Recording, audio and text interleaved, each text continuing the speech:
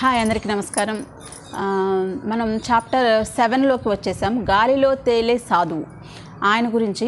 యాక్చువల్గా మనం లాస్ట్ వీడియోస్లో చెప్పుకున్నామని అంటే మన యోగానంద గారికి 12 ఇయర్స్, అప్పుడు నెక్స్ట్ 12 ఇయర్స్కి 2 ఇయర్స్ తర్వాత 12 ఇయర్స్లో ఉన్నప్పుడు హిమాలయాలకు వెళ్ళిపోవడం అదంతా చేశారు కదా.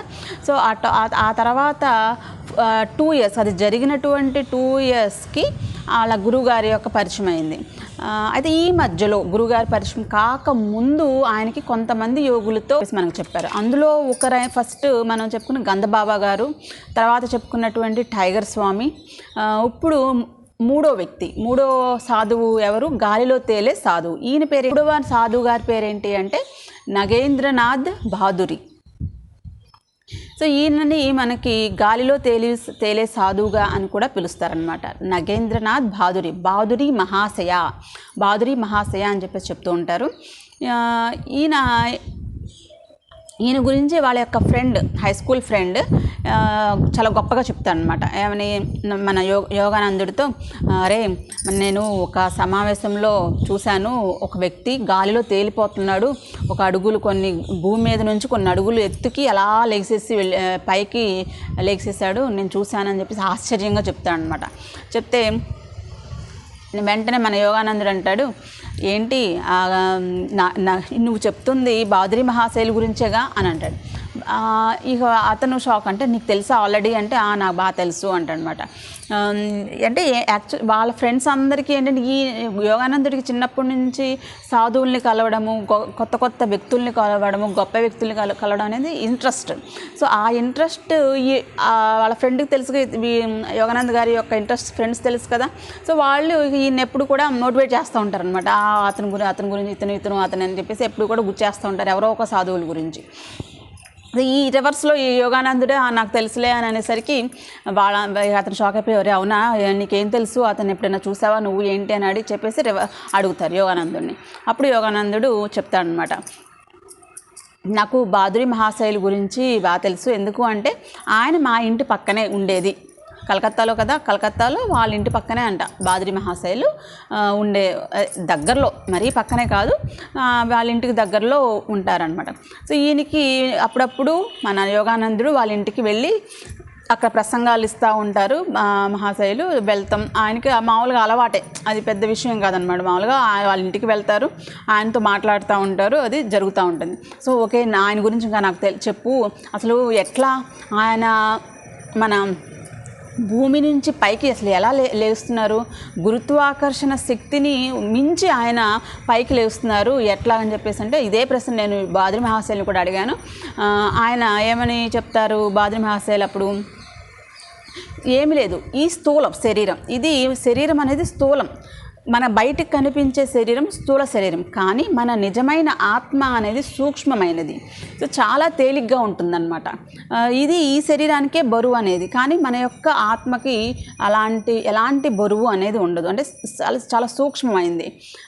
మనం గనక నిర్ణీతమైనటువంటి కొన్ని ప్రాణాయామాలు చేస్తే ఈ స్థూల శరీరాన్ని గాలిలోకి లేపడం అనేది చాలా చిన్న విషయం అని చెప్పేసి చెప్తారు. అంతేకాదు, భగవంతుడి యొక్క ప్రేమలో మునిగిపోయిన, ఆయన ఆనందంలో మునిగిపోయినటువంటి ఏ సాధువుకైనా, అంటే సమాధి స్థితిలోకి వెళ్ళినటువంటి ఏ సిద్ధపురుషుడికైనా సరే వాళ్ళు ఆల్రెడీ గాలిలోనే తేలుతూ ఉంటారు అని బహాదురి మహాశైలు ప్రాణాయామ ఎప్పుడు చేస్తూ ఉండేవాళ్ళంట వాళ్ళ ఇంటి దగ్గర. సో అలా చేస్తూ ఉన్నప్పుడు ఒకసారి భస్త్రికా ప్రాణాయామ చేస్తూ ఉండగా ఆయన ఊదినటువంటి గాలికి లోపల ఫోర్స్ఫుల్గా ఆయన శ్వాసని బయటికి వదిలేశారంట. ఎంత గాలి అంటే అంత వేగంగా తుఫాన్ వచ్చిందా, చుట్టుపక్కల తుఫాన్ వచ్చిందా అన్నంతగా భస్త్రికా ప్రాణాయామ చేశారంట. ఇంకా ఆయన గురించి చెప్తూ మన యోగానందుడు అంటాడు, ఈ సాధువు గారు 20 ఏళ్ళుగా 20 ఇయర్స్గా ఎప్పుడు కూడా వాళ్ళ ఇల్లు దాటి బయటికి రాలేదు.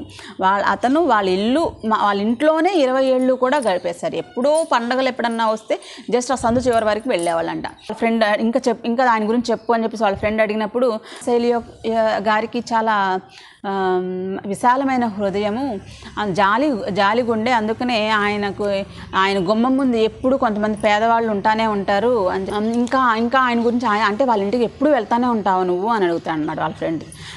అవును, నేను ఎప్పుడు వెళ్తానే ఉంటా, ఆయన ప్రసంగాలంటే నాకు ఎంతో ఇష్టం, ఆయన చాలా వినోదకరంగా చెప్తారు, ఏదైనా ఆయన ప్రసంగాల్లో నాకు నవ్వుతూనే ఉంటాను, నేను బాగా నాకు నవ్వొస్తూ ఉంటుంది, ఆయన చెప్పే ప్రసంగాలు మంచిగా ఉంటాయి, అలాగే నవ్వు కూడా తెప్పిస్తాయి, కాబట్టి నేను వెళ్తాను. ఎందుకు రోజు మధ్యాహ్నం స్కూల్ నుంచి వస్తూ, స్కూల్ అయిపోయింది, స్కూల్ నుంచి మధ్యాహ్నం ఇంటికి వస్తూ ఉండగా సరే దారిలోనే అని చెప్పేసి ఒకసారి వెళ్దాం కలుద్దాం అని చెప్పేసి బాద్రి మహాశైల దగ్గరికి వెళ్తారనమాట యోగానందుడు. వెళ్ళినప్పుడు అక్కడేమో కింద వాళ్ళ శిష్యుడు ఒక అతను ఉండి బాగా గట్టిగా అంటే వెళ్ళనివ్వడు, ఎట్లా డిస్టర్బ్ చేయొద్దు మా స్వామివారు అని చెప్పేసి ఆయన శిష్యుడు ఒకడు వెళ్ళనివ్వడు అనమాట యోగానందుడిని.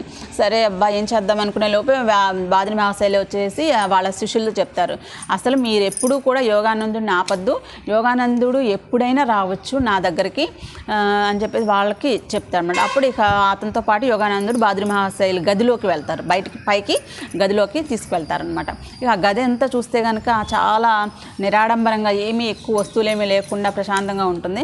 అక్కడ కూర్చుంటారు ఇద్దరు. కూర్చున్న తర్వాత ఇక ఆయన్ని ఈయన ప్రశ్నల వర్షంతో కురిపిస్తారు. యాక్చువల్గా ఈయనకి మన బాద్రి మహాశైలికి 70 సంవత్సరాలు అయినప్పటికీ ఆయన అట్లా అస్సలు కనిపించరంట. అలాంటి చారలు ఏమీ ఉండవు, 70 సంవత్సరాలు ఆ వ్యక్తికి అన్నట్లే అనిపిస్తారంట.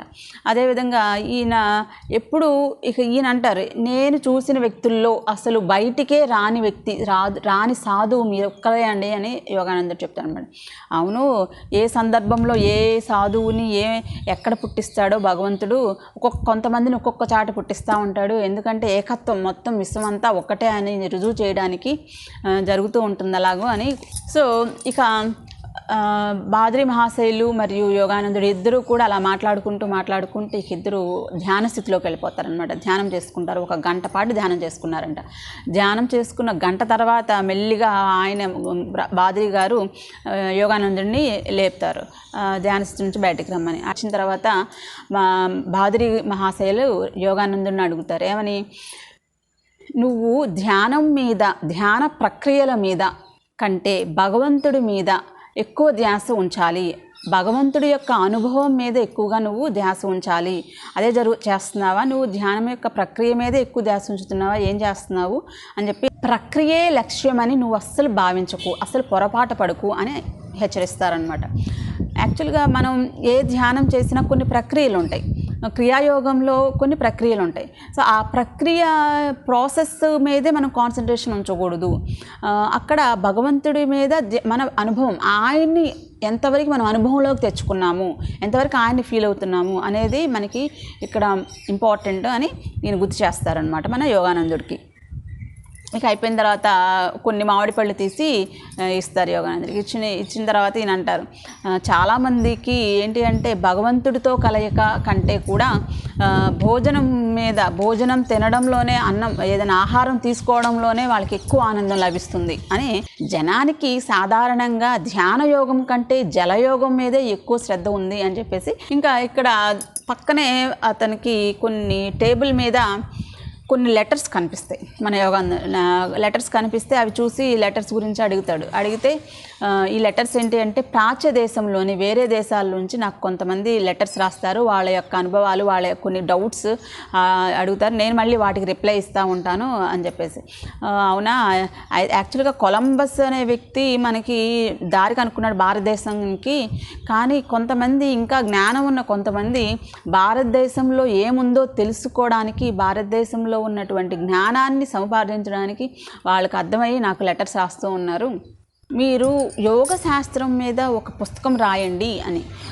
ఎందుకు అప్పుడు ఆయన అంటారు, పుస్తకం కాదు, నేను సజీవమైనటువంటి గ్రంథాలనే తయారు చేస్తున్నాను, అదే నా శిష్యుల్ని, ఆ శిష్యులు ఏంటి అంటే వాళ్ళే గ్రంథాలు, ఒక సజీవమైనటువంటి గ్రంథాలు అని అంటారు. ఇంకా ఇక సాయంత్రం అట్లా మాట్లాడుతూ మిగతా శిష్యులు అందరూ వచ్చేదాకా ఈయన మన యోగానందుడు ఆయన దగ్గరే ఉంటాడనమాట. మధ్యాహ్నం నుంచి సాయంత్రం వరకు. ఇక సాయంత్రం ఈయన ప్రసంగం మొదలు పెడతారు. సో అందరూ వస్తారు, ప్రసంగం దగ్గర కూర్చుంటారనమాట. కూర్చున్నప్పుడు ఆ ప్రసంగంలో ఈయన ఆ రోజు యాక్చువల్గా ఆయన చాలా ఇంట్రెస్ట్గా ఇప్పుడు ప్రసంగాలు చెప్తారు చాలామంది. సో ఎట్లా ఉంటుందంటే ఆయనది చెప్తూ చెప్తూ భగవంతుడి మీద ఇప్పుడు మనసులో ఉన్న చెత్తంతా కూడా తొలగిపోయి భగవంతుడి మీదే ధ్యాస నిలిపేలాగా ఉండేలాగా ఉంటుందంటే ఆయన ప్రసంగం. రోజైతే మన మీరాబాయి గారి గురించి ప్రస్తావించారనమాట ఆయన ప్రసంగంలో. మీరాబాయి గారి జీవితం ఏంటంటే ఆవిడ ఆల్రెడీ ఒక యువరాణి యాక్చువల్గా. అయితే ఆవిడ మన ఈ ఆధ్యాత్మికంగా ఉండాలి అని చెప్పేసి మొత్తం అన్నీ తన యొక్క సంపదని, తన యొక్క అధికారాన్ని అన్నీ కూడా వద్దనుకుని త్యాగం చేసి, సో మీరాబాయి గారు రాజకుమారి. ఆ రాజకుమారి ఆ రాజ అధికారాలు, రాజ సంపదలు అన్నీ కూడా త్యాగం చేసి వదిలిపెట్టేసేసి సాధు సజ్జనులతో సాంగత్యం కోసం ఆవిడ అన్నిటినీ వదిలిపెట్టేశారు. మన మీరాబాయి గారు గోస్వామి అనే గొప్ప సన్యాసి యొక్క దర్శనం కోసం వెయిట్ చేస్తూ ఉంటారు. కానీ అతను ఆవిడ ఆడదే అనే ఒకే ఒక కారణం చేత ఆవిడ దర్శనం ఇవ్వరు అనమాట. అప్పుడు ఈవిడ వెంటనే వాళ్ళ శిష్యులతో చెప్తుంది, ఏమని అంటే గోస్వామి యొక్క శిష్యులతో, చూడండి ఎవరు ఆడవాళ్ళు ఎవరు, అందరూ కూడా ఈ ప్రపంచంలో నా దృష్టిలో ప్రతి ఒక్కరూ కూడా ఆడవాళ్ళే. ఎందుకని విశ్వ విధాత, ఆయన ఒక్కడే మగాడు. ఒక్క మగాడు ఎవరు అంటే సృష్టికర్త. ఆ సృష్టికర్త ముందు మనందరం కూడా ఆడవాళ్ళమే. ఎందుకంటే సృష్టికర్త ఎప్పుడు చలిస్తాడు? మన ప్రేమ కోసమే ఆయన చలిస్తాడు. సో మనం ఆయన ప్రేమిస్తున్నామంటే మనందరం కూడా ఆడవాళ్ళమే కదా అని చెప్పేసి ఆయన చెప్పేసరి ఆవిడ అనేసరికి గోస్వామి వెళ్ళిపోయి ఆ మీరాబాయి గారి కాళ్ళ మీద పడిపోతాడంట. సో అట్లా ఇంకా మీరాబాయి గారు కొన్ని కవిత్వం ఆవిడ చెప్పిన దాంట్లో కవిత్వం ఏంటంటే, ఒకవేళ భగవంతుడు స్నానం చేస్తేనే దర్శనమిస్తాడు అంటే నేను ఒక తిమింగలాన్నై, సముద్రంలో తిమింగలాన్నై పుడతానని చెప్పేసి, సో దుంపలు ఆకులు మాత్రమే తినే వాళ్ళకే దర్శనమిస్తాడు భగవంతుడు అంటే నేను మేకగా పుట్టేదాన్ని, ఒక రాతి బొమ్మ విగ్రహానికి ఆరాధిస్తేనే భగవంతుడు కనిపిస్తాడు అంటే నేను ఒక కొండగా నేను మిగిలిపోయేదాన్ని, పాలు తాగితేనే కనిపిస్తాను అనంటే పసిపిల్లలకి అలాగే లేగదూడలకి ఎప్పుడో భగవంతుడు కనిపించేసి ఉండాలి, ఇంకా ఇల్లు వాకిలి పెళ్ళాం పెట్టల్ని అందరినీ వదిలేసి వచ్చిన వాళ్ళకే, సన్యాసం తీసుకున్న వాళ్ళకే భగవంతుడు కనిపిస్తాడు అని అంటే నేను జనాలు సగం జనాలందరూ కూడా నపుంకుసులుగా ఉండేవారు. ఏంటంటే ఇక్కడ మీరాబాయి గారికి తెలుసు ఏంటంటే కేవలం ప్రేమకి మాత్రమే లొంగుతాడు భగవంతుడు. ఒక భగవంతుడిని కనుక్కోవాలి అని అంటే తప్పకుండా ఉండాల్సింది ఏంటి అంటే ప్రేమ అని మన మీరాబాయి గారికి బాగా తెలుసు అన్నమాట. దగ్గరికి వచ్చినటువంటి విద్యార్థులు ఆయన పాదాల మీద, పాంకోళ్ళ మీద రూపాయి బిళ్ళలు ఉంచేసేసి వెళ్ళేవాళ్ళంట. దాని అర్థం ఏంటి? వాళ్ళ యొక్క భౌతిక సంపదనంతా కూడా వాళ్ళ గురువు పాదాలకి అర్పించేస్తున్నట్లుగా సంప్రదాయం అక్కడ ఫీల్ అయ్యేవాళ్ళు అనమాట. అట్లా ఇంకా మిగతా కొంతమంది శిష్యులు ఇన్ని అనేవాళ్ళు, ఏమని, మీరు చాలా గొప్పవాళ్ళండి, మీ యొక్క భౌతికమైనటువంటి వాంఛలన్నింటినీ, సంపత్తిని అన్నీ వదిలేసేసుకుని మీరు ఈ విధంగా సన్యాసం తీసుకున్నారు అని అంటే మన బాద్రి గారు దానికి ఒప్పుకోరు. ఏమని అంటారు, నేను వదిలేసింది ఊరికే చిల్లర మల్లర విషయాలే సుఖాలే కానీ పెద్ద విషయం ఏంటి, అందులో నేను చేసింది కూడా ఒక త్యాగమేనా అని ఆయన అడుగుతారు. ఈయన శిష్యులు కొంతమంది నాగేంద్ర మఠం అనే ఒక ఆశ్రమం కూడా స్థాపించి దాన్ని నడిపిస్తున్నారంట. యాక్చువల్గా మన బాద్రి మహాశయులు యోగానందుడికి సైలెంట్గా ఉండి అనుభవం అనేది తీసుకురావడానికి ఈయన యొక్క ప్రేరణ, మోటివేషన్ అనేది బాద్రి మహాశయుల యొక్క ప్రేరణ అనేది చాలా ఎక్కువగా ఉందని మన యోగానందుడు చెప్తూ ఉంటాడు. అయితే ఇలా మాట్లాడుతూ ఉన్నప్పుడు మన యోగానందుడు ఆయనతో సంభాషణలో ఉన్నప్పుడు ఈ ప్రాచ్య దేశాల గురించి ప్రస్తావన వచ్చినప్పుడు ఆల్రెడీ ఇండైరెక్ట్గా బాద్రి గారు మన యోగానందుడికి చెప్తారు, నువ్వు నెక్స్ట్ ఫ్యూచర్లో ఎప్పుడైనా ప్రాచ్య దేశాలకి వెళ్తావు అన్న ఉద్దేశం కొంచెం హింట్ ఇస్తారనమాట. అదే ఆయనకి ఆ టైంలో అర్థం కాలేదు, కానీ ఇప్పుడు ఈ బుక్ రాస్తున్న టైంకి ఆయనకు అర్థమైంది. ఆయన అన్న మాటకి అర్థం ఏంటి అంటే, ఈయన ఇప్పుడు యూఎస్ఏ వెళ్ళి అక్కడ అందరినీ మోటివేట్ చేశారు కదా, మన భారతదేశం యొక్క గొప్ప విశిష్టత, ఈ ఆధ్యాత్మికత గురించి అదంతా ప్రసంగాలు ఇచ్చారు. సో ఇదంతా వెళ్ళడానికి ముందు వెళ్తాను, నేను అటు యూఎస్ఏకి అలా వెళ్తాను అన్న తెలిసినప్పుడు ఈయన వెంటనే బాద్రి మహాశయులు గారే ఈయన గుర్తొచ్చి, ఆయన బ్లెస్సింగ్స్ కోసం అనేది నీ నుదుటను రాసి ఉంది, నువ్వు అసలు వెనకడుగు వేయొద్దు, చాలామంది జనులు నీ మోటివేట్ అవుతారు, వెనక తిరిగి చూడొద్దు, వెళ్ళు అని చెప్పేసి బ్లెస్ చేస్తారనమాట బాద్రి మహాశయులు మన యోగానందుని. సో ఇదండి 7 బాద్రి మహాశైలు గాలిలో తేలే సాధువు గురించి. చాప్టర్ 8లోకి నెక్స్ట్ వీడియో ద్వారా వచ్చేస్తాను. Thank you.